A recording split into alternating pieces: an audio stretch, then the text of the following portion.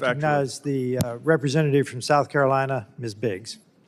Thank you, Mr. Chairman, and thank you, Mr. Denano, for your testimony this morning. It's very important to all of us. Last September, President Trump stood before the United Nations General Assembly and called for the permanent elimination of biological weapons development worldwide. His words are on call to action in the face of growing threats to our national security.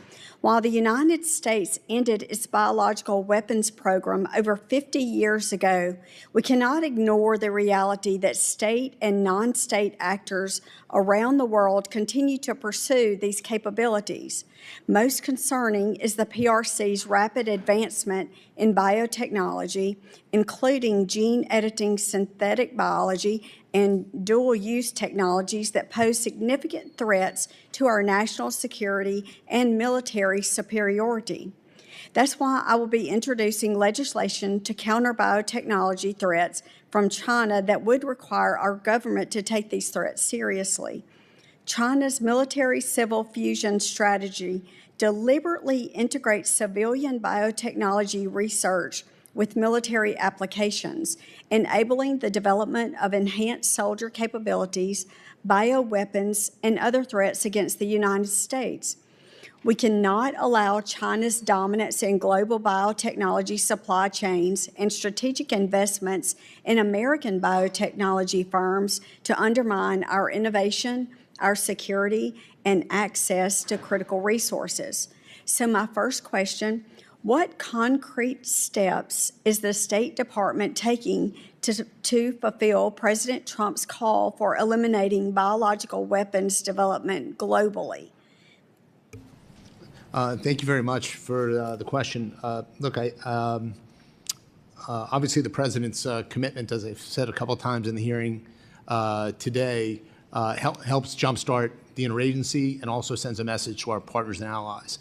That message was extremely well received in Geneva, where the Biological Weapons Convention Secretariat is housed. So our job is to try to make that treaty has had a lot of challenges. It's very difficult to verify. It has some structural problems.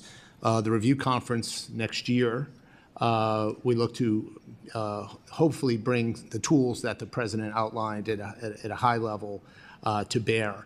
There are some things through technology, right, through AI, that we're working in the interagency, not just the State Department, with our colleagues at HHS, as well as the War Department. We had a whole team go out there to address the Biological Weapons Convention so that we can begin to identify perhaps vulnerabilities in the supply chain or dual-use technologies that we currently don't have our arms around, and be able to use the treaty mechanism. It would actually be through Article 10 to share that information to all states parties. So the treaty mechanism is one part of it. The sort of the other side of the arms control piece here, I think, is important, is the nonproliferation side.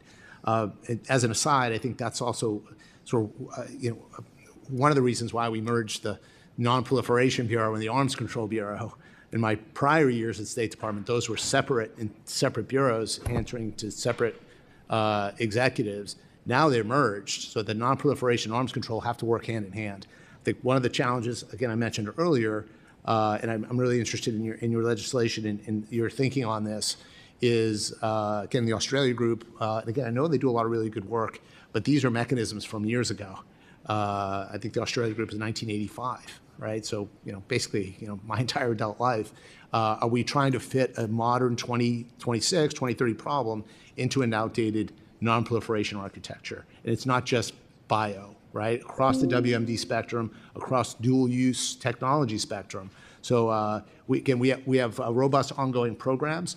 Again, my concern is that we know what we know, and how do we turbocharge these? How do we enable them with AI that the President called for, or other tools or technologies? I think that's one of the reasons why the Emerging Threats Bureau, to have specialists that really follow the next generation technology, and so that we can try to update our programs, right? The government tends to sort of slow, laboriously, and stovepipes.